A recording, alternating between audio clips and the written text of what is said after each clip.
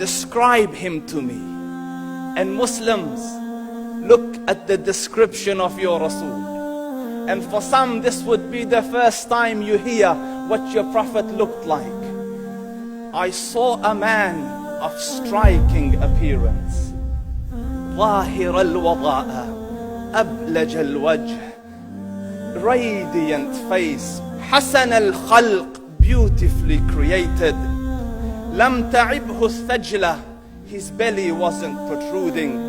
ولم تزر به السعلة, nor was his head disproportionate and small. وسيم قسيم, proportionate and delicate, finely made, a specimen of a creation.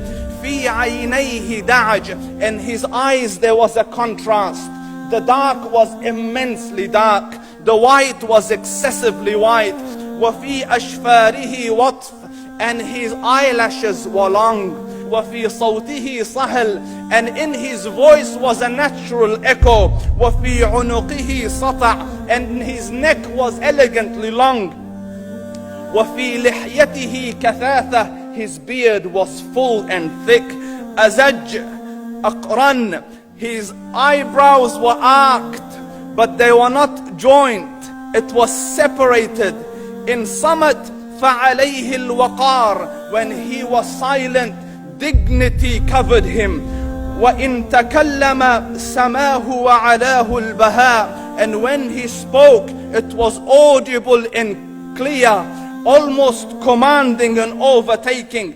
أجمل الناس وأبهاهم من بعيد, from afar the most striking and outstanding in appearance. وأحسنهم وأجملهم من قريب, and when he came near, the best of them and the most handsome of them in closeness.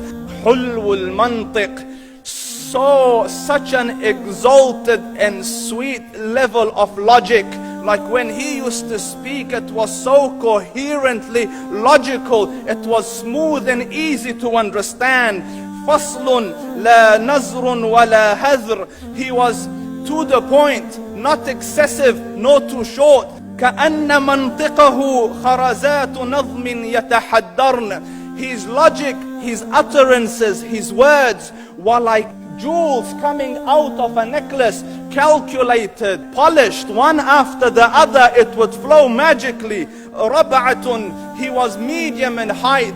Your eye didn't have to strain to look up at him, nor was it tedious to look down at him. He was a comfortable sight to look at. له رفقاء يحفون به, he had friends, the people that were with him, they were working around him to try to serve and protect him. إن قال سمعوا لقوله, when he used to say something, they used to hearken to what he used to say. وإن أمر تبادروا إلى أمره, when he commanded, they used to compete to fulfill the command. This is Muhammad Rasulullah. This is Muhammad Rasulullah. Anas ibn Malik says, he says, I came out one night, I came out one night, it was the full moon night.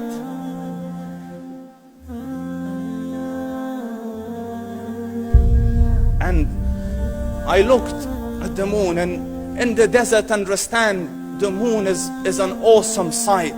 It is smooth, it is radiant, it is clear, it is gentle compared to the scorching sun at which they are used to. So the moon was the epitome of beauty. So he says, I came out at a full moon night and I looked at the moon and I saw it, beautiful, handsome. So I said, let me go see if the moon is more handsome or my Prophet is more handsome. Let me see if that is more beautiful or the Prophet is more beautiful. So I went and I saw him standing afar.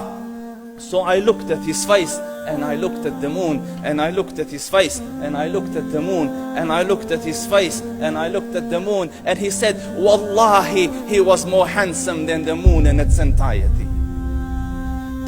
That is just the look of your Rasul. Aisha radiyallahu anha says, I was sewing with the needle, my needle dropped in the dark, I couldn't find it. I said, Ya Rasul, I can't find it. He moved his face close, and I swear, out of the radiance of his face, I found my needle. And the Prophet sallallahu alaihiwasallam was mind-bogglingly handsome, but his handsomeness was covered with waqar and jalal and hayba. The Sahaba say, when we used to sit at his feet, two feelings conflicting would come on the heart. The first one, you wanted to look at him. You wanted to behold the majesty of his face. And when you wanted to look up, shyness used to overtake you, so you used to look down. Amr ibn al-As says, I sat with him many times, but if you ask me to describe his face, I can't describe it. I wouldn't be able to look up to him ijlalan wa ta'zeeman. I couldn't look up at him. And that is why he didn't have the problems that Yusuf alayhi salam had. Because it was difficult to penetrate the awe and the splendor of the Rasul.